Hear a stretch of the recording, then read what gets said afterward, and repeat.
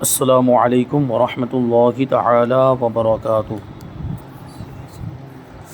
نحمدہ ونصلی ونسلم علی رسولہ الکریم، اما بعد فاعوذ باللہ من الشیطان الرجیم، بسم اللہ الرحمن الرحیم۔ ان اللہ وملائکتہ یصلون علی النبی یا ایہا الذین آمنوا صلوا علیہ وسلموا تسلیما۔ اللہم صلی علی سیدنا و مولانا محمد معدن الجود والکرم وآلہ الکرام وابنہ الکریم وبارک وسلم، صلاۃ و سلاما علیک یا رسول اللہ صلی اللہ تعالی علیہ وسلم۔ تو ایصال ثواب کا بیان جاری ہے۔ اس میں بہت ساری چیزیں اس سے پہلے بھی بتائی گئی، قرآن و حدیث کی روشنی میں اس کا ثبوت پیش کیا گیا۔ اب یہاں سے کہتے ہیں کہ کیا 11ویں شریف کی نیاز کرنا جائز ہے؟ جواب: 11ویں شریف کی نیاز دلانا جائز ہے۔ یہ ہم حضور سیدنا غوث پاک رحمۃ اللہ علیہ کی بارگاہ میں ایصال ثواب کرنے کے لیے کرتے ہیں، اور یہ عمل جائز اور مستحسن اور باعث اجر و ثواب ہے۔ یعنی یہ کام جائز، اچھا اور اجر و ثواب کا ذریعہ ہے۔ بزرگوں سے نسبت و محبت کی علامت ہے، جو سعادت مندی کی دلیل ہے، نیک بختی کی دلیل ہے۔ تو 11ویں شریف کی نیاز دلانے میں ہمارا فائدہ ہے اور ثواب بھی ملتا ہے، اور یہ اولیاء کرام سے محبت کی دلیل ہے۔ سوال: رجب المرجب میں کونڈوں کی نیاز دلوانے کا رواج ہے، تو کیا یہ جائز ہے؟ جواب: جی ہاں۔ رجب المرجب میں حضرت سیدنا امام جعفر صادق رضی اللہ تعالیٰ عنہ اور حضرت جلال بخاری رحمۃ اللہ تعالیٰ علیہ کے ایصال ثواب کے لیے نیاز کی جاتی ہے، جس میں چاول، کھیر یا پوریاں وغیرہ پکا کر ان کے کونڈے بھرتے ہیں، پھر ان پر ختم دلوایا جاتا ہے، لہٰذا اسے کونڈے کا ختم یا نیاز کہتے ہیں۔ یہ بھی ایصال ثواب کی ہی ایک صورت ہے، اور ایصال ثواب کرنا جائز و مستحسن ہے۔ کیونکہ دیکھیں، ایصال ثواب کرنا ہے اگر ہم کو کسی کھانے پر، اور جو کھانا ہم نے نیاز کے طور پر تیار کیا ہے، تو اب وہ کھانا کوئی بھی ہو، چاہے میٹھی کوئی چیز ہو یا کھاری ہو یا تیکھی، اس پر فاتحہ دلایا جا سکتا ہے اور اس پر ایصال ثواب کیا جا سکتا ہے۔ تو کھیر پوری بھی ایک کھانے کی چیز ہے، تو اس پہ بھی ایصال ثواب کیا جا سکتا ہے اور اس پر بھی فاتحہ دیا جا سکتا ہے، کوئی حرج نہیں ہے اس میں۔ البتہ یہ سمجھ لینا کہ ہم یہ تہوار میں اور اس موقع پر کھیر پوری بنائیں گے تبھی فاتحہ ہو پائے گا، ایصال ثواب ہو پائے گا، اور اگر کوئی دوسری چیز بنائیں گے تو نہیں ہو پائے گا، یہ سوچ غلط ہے۔ وہ ایک مشہور ہو گیا، ایک رواج ہو گیا کہ کھیر پوری ہی بناتے ہیں، تو ویسے ہی اگر کھیر پوری بنائیں، اس کو ضروری نہ سمجھیں تو کوئی حرج نہیں، لیکن اگر اس کو ضروری سمجھیں کہ کھیر پوری بنانی ہی پڑے گی، کونڈے کی نیاز ہی دینی پڑے گی، اور کونڈے کے علاوہ دوسرے برتن میں نہیں رکھ سکتے ہیں، ایسی اگر کوئی سوچ ہو، یا اس کے تعلق سے اور بھی بہت سارے مسائل ہیں اور بہت ساری چیزیں اس کے تعلق سے مشہور ہے کہ وہ اسی گھر میں کھائی جا سکتی ہے، جس گھر میں وہ نیاز بنی اس کو باہر لے کر نہیں جا سکتے، یہ سب غلط سوچ ہے۔ جس طرح دوسری نیاز کو باہر لے جا سکتے ہیں، اس کو بھی باہر لے جا سکتے ہیں۔ اور بھی کچھ دوسری نیازوں کے بارے میں، جیسے رمضان شریف میں مولا کائنات کی نیاز ہوتی ہے، جو پینڈے بنائے جاتے ہیں، اس میں جو مٹھائی ہوتی ہے، تو اس میں یہ سوچ مشہور ہے، اور یہ بات جو ہے کہ وہاں پہ لوگوں کے درمیان پائی جاتی ہے کہ اس کو کھڑے ہو کر کھانا چاہیے۔ یہ بھی غلط ہے۔ کوئی بھی کھانے کی چیز ہو جس کو ہم کھانے کی نیت سے کھا رہے ہوں، تو اس کو بیٹھ کر کھانے کا حکم ہے، یہ سنت ہے، بیٹھ کر کھانا سنت ہے، تو وہاں پر بھی یہی چیز ہوگی۔ ہاں، کوئی چیز ایسی ہوتی جو ہم تفقع کے لیے کھاتے ہیں، یعنی صرف منہ کے ذائقے کے لیے کوئی چیز کھائی جاتی، پیٹ بھرنے کے لیے نہیں کھائی جاتی، تو وہ کھانے کے حکم میں نہیں ہوتی، وہ صرف چبائی جاتی۔ کچھ چیزیں ایسی ہوتی ہیں وہ جو صرف منہ کے اندر رہ جاتی ہیں، یا مختصر طور پر کوئی چیز کھائی جاتی ہے جو کھانے کے طور پر نہیں کھائی جاتی، پیٹ بھرنے کے لیے نہیں کھائی جاتی، تو اس کو کھڑے ہو کر کھا سکتے ہیں۔ لیکن یہاں نیاز ہے تو اس کو بیٹھ کر ہی کھانا چاہیے، اس کے آداب میں سے یہ۔ تو یہ کونڈے کی جو نیاز ہے، یہ بھی ایک ایصال ثواب کا ذریعہ ہے۔ اگر آپ دوسرے برتن میں رکھیں گے تب بھی کوئی حرج نہیں، اور کھیر کے علاوہ اگر کوئی دوسری مٹھائی بنا لیتے ہیں تب بھی کوئی حرج نہیں، وہ بھی ایصال ثواب ہو جائے گا۔ اس کو ضروری نہیں سمجھنا چاہیے، یہ جائز ہے۔ سوال: کونڈوں کے ختم میں اور نیاز میں کون سی باتیں منع ہیں؟ جواب: کونڈوں کی نیاز کے موقع پر جو کہانی عام طور پر سنائی جاتی ہے وہ من گھڑت ہے، اس کی کوئی اصل نہیں، لہٰذا وہ کہانی پڑھی نہ جائے اور نہ ہی اس کو سنا جائے۔ اسی طرح وہ 10 بیویوں کی کہانی اور 12 سیدوں کی کہانی، یہ اس طرح کچھ ہے، یہ سب بے اصل کہانیاں، گڑی ہوئی ہے، من گھڑت کہانیاں لوگوں نے اپنی طرف سے بنا لی، اس کی کوئی اصل نہیں ہے، اس کی کوئی حقیقت نہیں ہے۔ ایسی کہانیاں نہ پڑھنی چاہیے اور نہ ہی سننا چاہیے۔ نمبر 2، بعض جگہ یہ قید لگاتے ہیں کہ یہی کھاؤ، کہیں اور نہ لے کر جاؤ۔ یہ کنڈوں کی نیاز میں، جیسے میں نے ابھی بتایا کہ جس گھر میں نیاز رکھی اسی گھر میں کھانا ضروری سمجھتے ہیں، اس کو باہر لے کر جانا یہ اس کو بہت ہی برا سمجھتے ہیں اور ناجائز سمجھتے ہیں، تو ایسا نہیں ہے۔ یہ قید لگانا بالکل بیجا ہے، ان باتوں سے اجتناب کرنا چاہیے، یعنی بچنا چاہیے۔ نمبر 3، اسی طرح بعض لوگ یہ قید لگاتے ہیں کہ مٹی کے برتن وغیرہ میں کنڈے کی نیاز ضروری ہے، یعنی کوئی دوسرا برتن ہوگا تو نیاز نہیں ہو پائے گی، ایسی قید لگانا، اس کو ضروری سمجھنا، یہ غلط ہے۔ اب فاتحہ اور ایصال ثواب کا طریقہ۔ ایصال ثواب کرنے کا طریقہ کیا ہے؟ تو جواب، آج کل مسلمانوں میں خصوصاً کھانے پر ایصال ثواب یعنی فاتحہ کا جو طریقہ رائج ہے وہ بھی بہت اچھا ہے۔ جن کھانوں کا ایصال ثواب کرنا ہے وہ سارے کھانے یا سب میں سے تھوڑا تھوڑا نیز ایک گلاس میں پانی بھر کر سب کو سامنے رکھ لیں۔ اب ظاہر سی بات ہے، ہم نے تو 10 دیگیں تیار کروائیں، کبھی ایسا بھی ہو سکتا ہے، تو سب کے سب دیگوں کو سامنے لا کے نہیں رکھ سکتے، تو اس میں سے کچھ نکال کر ایک پلیٹ میں نکال کر لے کر آتے ہیں، یہ عام طور پر ہمارے یہاں پہ رواج ہے۔ تو بریانی بنائی تو بریانی اس میں ایک پلیٹ میں نکال کر لے کر آتے ہیں، ساتھ میں اگر کچھ میٹھا بنا ہوا زردہ یا ساتھ میں تو وہ بھی ایک پلیٹ میں، اور پانی کا ایک گلاس بھر کے بھی لاتے ہیں، تو یہ بہت اچھا طریقہ ہے، اس کو سامنے لا کر رکھ دیتے ہیں۔ اچھا، اب یہ سامنے نیاز لا کر رکھ دیا، اب کیا کرنا ہے؟ فرماتے ہیں کہ اب اعوذ اور بسم اللہ شریف پڑھ کر قل یا ایھا الکافرون ایک بار، قل هو اللہ شریف 3 بار، قل اعوذ برب الفلق اور قل اعوذ برب الناس اور سورہ فاتحہ ایک بار، پھر الف لام میم سے لے کر مفلحون تک پڑھنے کے بعد یہ 5 آیتیں پڑھیں جو آگے بتائی جا رہی ہے، جو ہم عام طور پر سنتے رہتے ہیں، جو امام صاحب یا حفاظ یا علماء جو فاتحہ پڑھتے ہیں تو اس میں یہ آیتیں پڑھی جاتی ہیں، اولئک علی ھدی من ربہم واولئک ھم المفلحون۔ یہاں یہ مکمل ہوا تو پھر پڑھتے ہیں وَإِلَٰهُكُمْ إِلَٰهٌ وَاحِدٌ لَا إِلَٰهَ إِلَّا هُوَ الرَّحْمَٰنُ الرَّحِيمُ۔ اچھا، واحدن پر وقف کر دیں گے تو واحد پڑھیں گے، اور ملائیں گے تو ہو جائے گا وَإِلَٰهُكُمْ إِلَٰهٌ وَاحِدٌ لَا إِلَٰهَ إِلَّا هُوَ الرَّحْمَٰنُ الرَّحِيمُ، یعنی اب وہ دال لام میں مل جائے گا۔ دوسری آیت ہے ان رحمت اللہ قریب من المحسنین۔ تیسری وما ارسلناک الا رحمۃ للعالمین۔ چوتھی آیت ما کان محمد ابا احد من رجالکم ولکن رسول اللہ وخاتم النبیین وکان اللہ بکل شیء علیما۔ پانچویں آیت ان اللہ وملائکتہ یصلون علی النبی یا ایھا الذین آمنوا صلوا علیہ وسلموا تسلیما۔ اس کے بعد درود شریف پڑھنا ہے، اللہم صلی علی سیدنا و مولانا محمد معدن الجود والکرم وآلہ الکرام وابنہ الکریم وبارک وسلم صلاۃ و سلاما علیک یا رسول اللہ صلی اللہ تعالی علیہ وسلم۔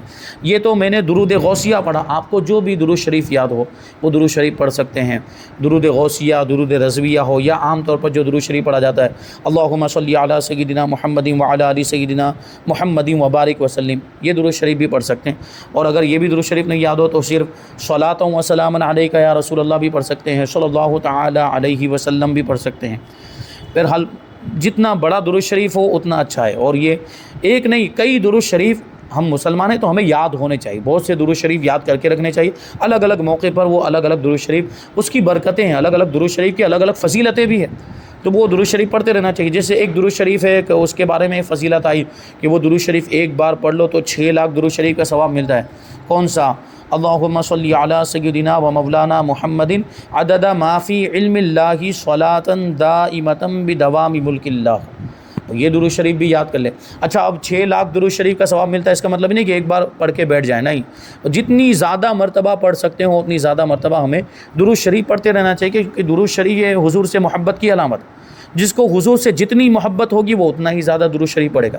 جب بھی موقع ملے، جب بھی فرصت ملے، حالت اچھی ہو، پڑھنے والی حالت و ناپاکی کی حالت نہ ہو، تو درود شریف پڑھتے رہیں تو اس کا ثواب۔ بہرحال یہ 5ویں آیت ہے جو ہم تو عام طور پر یہ آیت کریمہ پڑھتے رہتے ہیں، اور ہمارے درس کے شروع میں بھی، ہر درس کے شروع میں یہ آیت کریمہ پڑھی جاتی ہے، اور اس کے بعد ہم درود شریف پڑھتے ہیں۔ اسی وجہ سے اس آیت کو آیت درود بھی کہا جاتا ہے، کیونکہ اس میں درود کا ذکر ہے، اور اس آیت کے بعد درود شریف پڑھنا واجب ہو جاتا ہے۔ تو یہ درود شریف پڑھیں۔ اب ہو گیا کیا؟ درود شریف پڑھنے کے بعد یہ پڑھنا ہے سبحان ربک رب العزت عما یصفون وسلام علی المرسلین والحمد للہ رب العالمین۔ اب یہ ہو گیا۔ پھر الفاتحہ کہیں گے، اور الفاتحہ کرنے کے بعد ایصال ثواب کریں اور یوں دعا مانگیں۔ انہوں نے اپنے الفاظ میں یہاں پر کچھ ایصال ثواب اور بخشنے کا، مرحومین کو وہ ثواب بخشنے کا اور اللہ کے نیک بندوں کی بارگاہ میں ثواب نذر کرنے کا طریقہ لکھا ہے۔ وہ کہتے ہیں یا اللہ جو کچھ پڑھا گیا، اگر کھانا وغیرہ وہاں پہ موجود ہے تو اس طرح بھی کہیں کہ جو کچھ کھانا وغیرہ پیش کیا گیا اس کا ثواب ہمارے ناقص عمل کے لائق نہیں، بلکہ اپنے کرم کے شایان شان مرحمت فرما۔ یعنی ہمارے عمل تو بہت ہی ناقص ہے، ادھورا عمل ہے ہمارا، تو ہمارے عمل کے لائق نہیں بلکہ اپنے فضل و کرم کے لائق ہمیں اس کا ثواب عطا فرما۔ اب جو ثواب ہمیں ملا، آگے کہتے ہیں اور اسے ہماری جانب سے اپنے پیارے محبوب صلی اللہ علیہ وسلم کی بارگاہ میں نذر پہنچا، یا یوں بھی کہہ سکتے ہیں کہ ہم حضور پاک صلی اللہ علیہ وسلم کی بارگاہ میں اس کا ثواب نذر کرتے ہیں، قبول فرما۔ سرکار مدینہ صلی اللہ علیہ وسلم کے توسط سے، آپ کے وسیلے سے تمام انبیاء کرام علیہم السلام، تمام صحابہ کرام علیہم الرضوان، تمام اولیاء اعظام رحمہ اللہ علیہم کی جناب میں نذر پہنچا، یعنی ان کی بارگاہ میں ہم نذر کرتے ہیں، تحفہ پیش کرتے ہیں، قبول فرما۔ سرکار مدینہ صلی اللہ علیہ وسلم کے وسیلے سے سیدنا آدم علیہ السلام سے لے کر اب تک جتنے انسان و جنات مسلمان ہوئے یا قیامت تک ہوں گے، سب کو ہم نذر کرتے ہیں، قبول فرما، اور سب کو پیش کرتے ہیں۔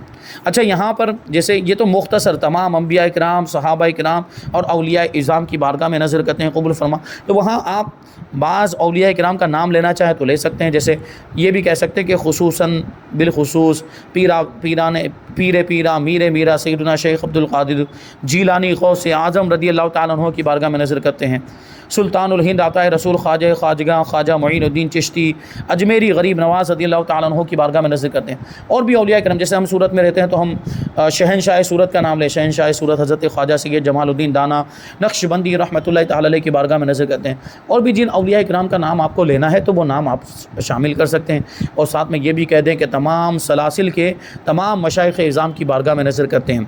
پھر یہ کہیں کہ حضور پاک صلی اللہ علیہ وسلم کے وسیلے سے حضرت آدم علیہ السلام سے لے کر اب تک جتنے انسان و جنات مسلمان ہوئے یا قیامت تک ہوں گے، سب کو ہم پہنچاتے ہیں، تو یہ قبول فرما۔ اور اس دوران بہتر یہ ہے کہ جن بزرگوں کو، وہی بات آ گئی، جن بزرگوں کو خصوصاً ایصال ثواب کرنا ہے ان کا بھی نام لیتے جائیں، اپنے ماں باپ اور دیگر رشتہ داروں اور اپنے پیر و مرشد کو بھی نام بنام ایصال ثواب کیجیے۔ یعنی کسی کے والدین فوت ہو گئے، کسی کے والدین کا ماں باپ کا انتقال ہو گیا، یا ماں باپ میں سے کسی ایک کا انتقال ہو گیا، تو ان کا بھی نام شامل کر لیں، یا گھر والوں میں سے کوئی مرحوم ہو گئے تو ان کا بھی نام شامل کر سکتے ہیں، رشتہ داروں میں سے بھی جو مرحوم ہو گئے ان کا بھی نام شامل کر سکتے ہیں، پیر و مرشد کا اگر انتقال ہو گیا تو ان کا بھی نام شامل کر سکتے ہیں۔ تو فوت شدگان میں سے، یعنی جن کا انتقال ہو گیا ان میں سے جن کا نام لیتے ہیں ان کو خوشی حاصل ہوتی ہے۔ اگر کسی کا بھی نام نہ لیں، صرف اتنا ہی کہہ لیں کہ یا اللہ اس کا ثواب آج تک جتنے بھی اہل ایمان ہوئے ان سب کو پہنچا، تب بھی ہر ایک کو پہنچ جائے گا انشاءاللہ۔ یعنی یہ بھی کہتے ہیں ابھی آدم علیہ السلام سے لے کر اب تک جتنے بھی اہل ایمان دنیا سے رخصت ہو گئے، سب کی روحوں کو ہم نذر کرتے ہیں اور سب کو اس کا ثواب پہنچا، تو ان کو ثواب پہنچتا ہے اور وہ خوش بھی ہوتے ہیں۔ تو اب حسب معمول دعا ختم کر دیجئے۔ اگر تھوڑا تھوڑا کھانا اور پانی نکالا تھا تو وہ دوسرے کھانوں اور پانی میں ڈال دیجئے، یعنی وہ کھانا لے جا کر وہ دیگ کے اندر، اور بہتر یہ ہے کہ تھوڑا تھوڑا اگر 4-5 دیگ تیار کی گئی ہے تو ہر دیگ کے اندر تھوڑا تھوڑا ڈال دیں، اس میں مکس کر دیں، اور میٹھا جو ہے تو اس کو میٹھے کھانے میں واپس مکس کر دیا جائے، اور جو پانی ہم نے رکھا تھا اس پر دم کروا لیا جائے، جو کچھ بھی پڑھا پڑھنے والوں نے پڑھا تو ان سے دم کروا لیا جائے، اور اس پانی کو تبرک کے طور پر پیا جا سکتا ہے، کیونکہ وہ برکت والا ہو جاتا ہے دم کرنے کی وجہ سے۔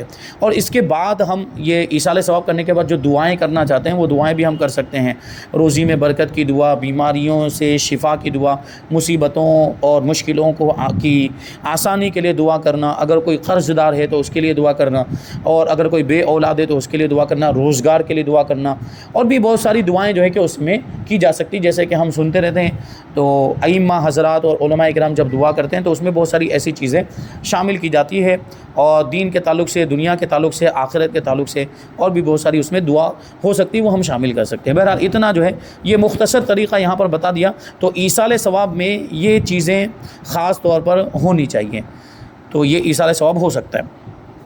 اب آگے یہاں پر یہ ایصال ثواب کا سبق مکمل ہوا۔ اس کے بعد سبق نمبر 5 میں کسی بزرگ کا عرس منانا کیسا ہے۔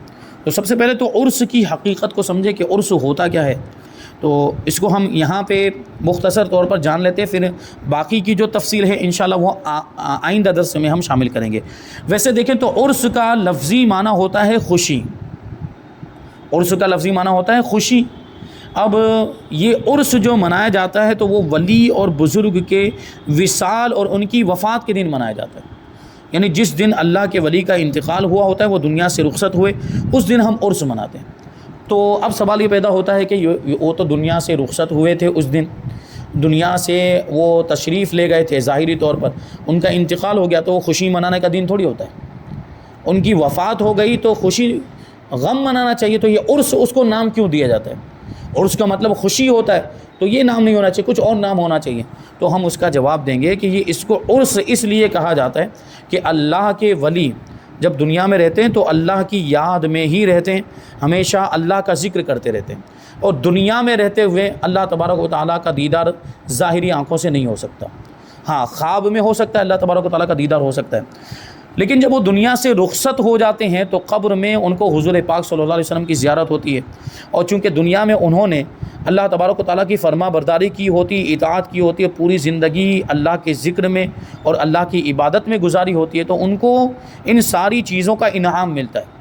تو وہ ساری چیزوں کا جب وہ اجر و ثواب دیکھتے ہیں تو ان کو خوشی ہوتی ہے، اور جب حضور کا دیدار کرتے ہیں تو ان کو خوشی ہوتی ہے، جب جنت میں پہنچیں گے تو اللہ کا بھی دیدار ہوگا۔ تو یہ ساری نعمتیں ان کو ملتی ہے، اللہ کے ولیوں کو یہ نعمتیں ملتی ہیں، تو اس پر ان کو خوشی ہوتی ہے، تو اس اعتبار سے اس کو خوشی کا دن کہا جاتا ہے، اور اسی وجہ سے اس کو وصال بھی کہتے ہیں، یوم وصال۔ وصال کا مطلب ہی ہوتا ہے ملنے کا دن، ملاقات کرنے کا دن۔ تو چونکہ اللہ کے ولی دنیا سے جب تشریف لے جاتے ہیں تو پھر اب ان کی ملاقات پروردگار عالم سے ہوتی ہے، اللہ تعالیٰ سے ان کی ملاقات ہوتی ہے، اس وجہ سے اس کو وصال کا دن بھی کہا جاتا ہے۔ تو یہی نسبت ہوتی ہے، اور اسی نسبت کی وجہ سے اس دن یہ خاص اہتمام کیا جاتا ہے۔ تو ایک سوال ہے کہ عرس کسے کہتے ہیں؟ تو جواب، کسی بزرگ کی یاد منانے کے لیے اور ان کو ایصال ثواب کرنے کے لیے ان کے محبین، چاہنے والے اور ان کے مریدین وغیرہ کا ان کی یوم وفات پر سالانہ اجتماع یہ عرس کہلاتا ہے۔ سالانہ یعنی سال میں ایک مرتبہ جو ان کی وصال کی تاریخ ہوتی ہے، یہ قمری چاند کی تاریخ کے اعتبار سے، چاند کے مہینے کے اعتبار سے جو تاریخ ہوتی ہے اس تاریخ پر عرس منایا جاتا ہے، جیسے کہ ہم سب جانتے ہیں۔ اب آگے یہی سوال کہ کسی بزرگ کا عرس منانا کیسا ہے؟ جواب، بزرگان دین، اولیاء کرام رحمہم اللہ کا عرس منانے سے مقصود ان کی یاد منانا اور ان کو ایصال ثواب کرنا ہوتا ہے، اس لیے ان کے عرس کا انعقاد کرنا شرعاً جائز و مستحسن اور اجر و ثواب کا ذریعہ ہے۔ کیونکہ ایصال ثواب کرنے کا مقصد کیا ہے کہ ہم بیٹھیں، قرآن خوانی کریں اور نعت شریف پڑھی جائے یا بیان ہو، وعظ ہو، اچھی باتیں بیان کی جائے، سیکھنے سکھانے کی باتیں بیان کی جائے، اور اسی میں کچھ نیاز بھی تیار کر لی جائے کہ جو حاضر ہوئے محفل میں تو ان کو وہ نیاز کھلا دی جائے۔ وہ نیاز کھانے والی بھی ہو سکتی ہے، وہ نیاز شیرنی والی بھی جو مختصر طور پر تقسیم کی جاتی ہے۔ تو یہ سب، یہ جتنے بھی کام یہ جو ابھی بیان کیے گئے یہ جائز کام ہے، اور اس انداز میں اگر عرس منایا جائے تو اس کی اجازت ہے۔ لیکن آج ہم دیکھتے ہیں کہ عرس کے اندر کیسے کیسے غلط کام شامل ہو گئے، اور کیسے کیسے خرافات جو شرعی اعتبار سے ناجائز کام ہے وہ بھی ہو رہے ہیں۔ تو بہرحال وہ ناجائز کام تو برے ہیں، وہ تو کسی بھی موقع پر ہوں، جو گناہ کے کام ہے وہ تو گناہ کا کام ہی رہے گا۔ ہاں، عرس کے موقع پر گناہ کا کام کرنا اور زیادہ برا ہے، کیونکہ اللہ کے ولی کے نام پر، ان کے عرس کے نام پر یہ غلط کام کیے جا رہے ہیں، تو یہ برائی اور زیادہ، ان گناہوں کی برائی اور زیادہ بڑھ جاتی ہے۔ تو عرس کے موقع پر یہ ایسے گناہوں کے کام اور برائی کے کام اور خرافات، بے حیائی اور بدکاری وغیرہ یہ کچھ بھی نہیں ہونا چاہیے۔ تو یہ کوشش ہماری ہونی چاہیے اور ذمہ داروں کی کوشش ہونی چاہیے کہ عرس کو ان ساری چیزوں سے پاک کیا جائے۔ اب یہ سارے خرافات ہو رہے ہیں تو اس کی وجہ سے عرس ناجائز نہیں ہو جاتا، عرس تو شریعت کے اعتبار سے جائز ہیں۔ یہ خرافات جو کر رہے ہیں یا گناہ کے کام یہ برے ہیں، ان کو روکا جائے۔ یہ خرافات کی وجہ سے یا ان بدکاریوں اور بے حیائی کی وجہ سے عرس ہی پر پابندی لگا دی جائے یا عرس ہی کو بند کر دیا جائے، تو یہ عقل بندی والی بات نہیں ہے۔ وہ غلط کاموں کو بند کر دیا جائے گا اور عرس کو جاری رکھا جائے، تو اس کا اہتمام کرنا چاہیے اور اس پر آواز اٹھانی چاہیے۔ الحمدللہ اس مرتبہ جو خواجہ دانا رحمۃ اللہ تعالی علیہ کے عرس پر جو کچھ خرافات ہوئے تھے تو اس پر علماء نے آواز اٹھائی، اور علماء کی وہ جو کلپ وائرل ہوئی تو اس کا کتنا اثر ہوا، اور اس کی وجہ سے بہت سے لوگوں نے توبہ بھی کی، اور جن لوگوں نے وہ جرم کیا تھا ان کی طرف سے بھی بیان آیا کہ ہم نے غلط کام کیا، ہمیں یہ نہیں کرنا چاہیے تھا۔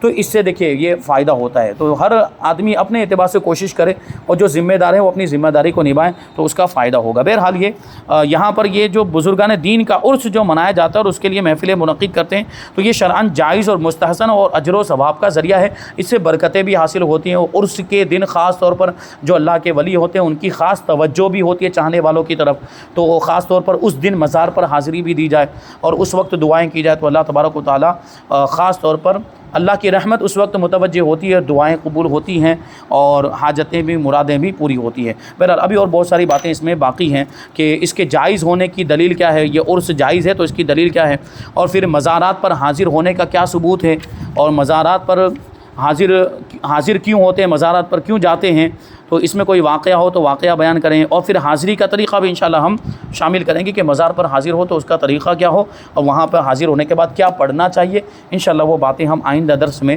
شامل کریں گے۔ اللہ تبارک و تعالیٰ کی بارگاہ میں دعا ہے کہ جو کچھ بھی بیان ہوا اس پر ہم سب کو عمل کرنے کی توفیق عطا فرمائے۔ وما علینا الا البلاغ۔ السلام علیکم۔